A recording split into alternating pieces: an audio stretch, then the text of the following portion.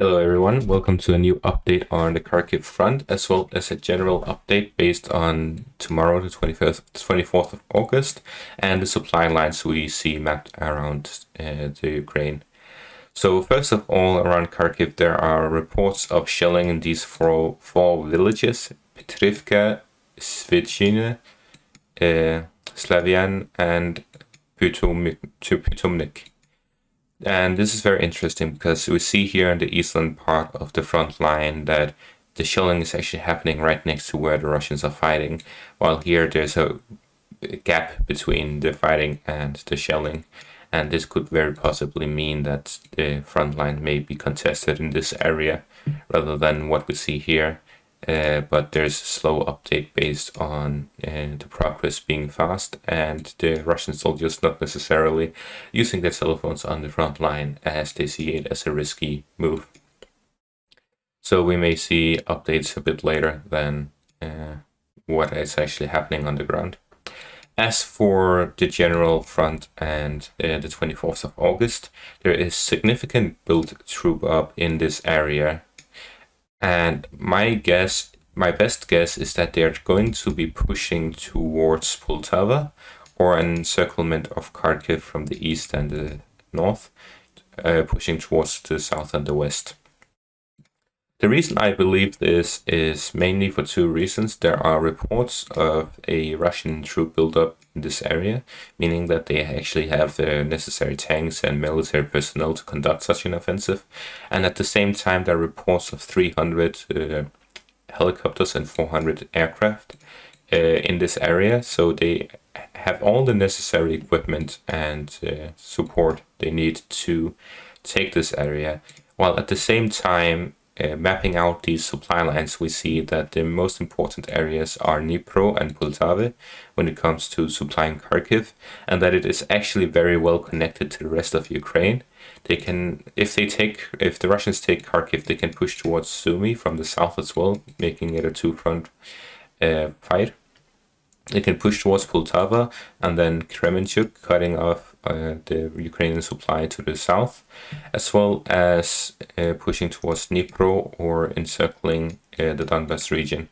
So they have Kharkiv is essentially a springboard for a second invasion of Ukraine through the northern area of the Eastern Front. While we could also see something of a simultaneous invasion from the south as well, trying to cut off Zaporizhia and Dnipro, as the Russians try to push towards Kremenchuk to completely cut off the Dnieper River from the south and properly connect Kharkiv to Mykolaiv and Odessa, allowing them to push towards this borderline. And actually, I think I'm going to relocate it as a second time to actually include Poltava as well. As I can see with the rail lines, it's very significant for the Russians to actually occupy this line here, as well as what follows, so that they are able to organize their supply lines very well to the southern part of Ukraine. And if they take this area, then they might as well take everything that's east of Dnieper River. So I think they have upped their ambitions in this war, possibly taking control of everything that's east of the Dnieper River.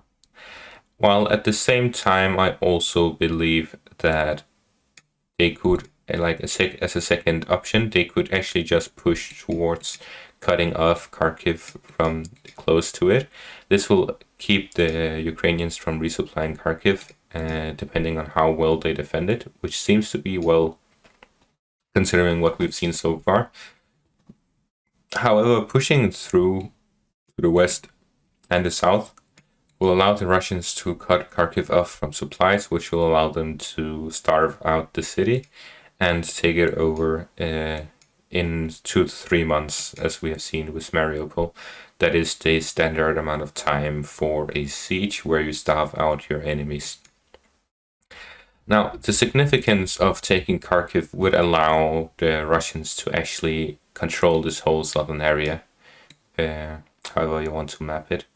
As I mentioned earlier, it's a springboard for the invasion, allowing the Russians to basically go to any direction they want to. It will also reinforce the Russian supply lines by connecting all of it with each other, allowing them to properly connect. As we see it right now, it's for them to, for example, send troops from Moscow to the front line in Kherson, they either have to push all the way south around the front line through Crimea to Kherson, or they actually have to go through the front line. So they're not able to actually supply properly. But if they manage to take Kharkiv, then it will be a straight line from Moscow to the front line in the south. So this area is very significant for the Russians to capture, while in the north it will be very difficult unless they actually try to push from Belarus again. This time they would have to cut through this area rather than taking Kiev, as Kiev is very well fortified and a difficult city to take, the same as Lviv. But taking it down here to south is a very interesting idea, as there's no significant defenses here.